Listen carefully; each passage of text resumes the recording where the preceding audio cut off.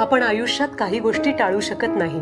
आजारपण, म्हातारपण, स्त्रियांची मासिक पाळी, लहान बाळाचं संगोपन, प्रत्येकाची काळजी घेणं हे आपलं कर्तव्य आहे.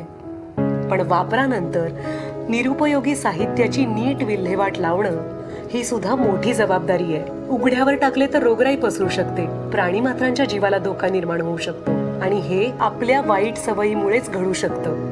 आपल्या शहराला संसर्गापासून वाचवण्याकरता चांगली सवय लावा. लहान बाळांचे किंवा वृद्धांचे डायपर, स्त्रियांचे वापरलेले सॅनिटरी नॅपकिन्स कचऱ्यात किंवा उघड्यावर न टाकता कागदात गुंडाळून नीट घातक कचऱ्याच्या डब्यात टाकले पाहिजे. जैविक कचऱ्याची योग्य आणि काळजीपूर्वक विल्हेवाट लावा. तुमची एक चांगली सवय आयुष्य बदलवू शकते, संस्कारक्षम शहर घडवू शकते. चला करू नवी सुरुवात. अस्वच्छतेवर करू मात. स्वच्छ महाराष्ट्र.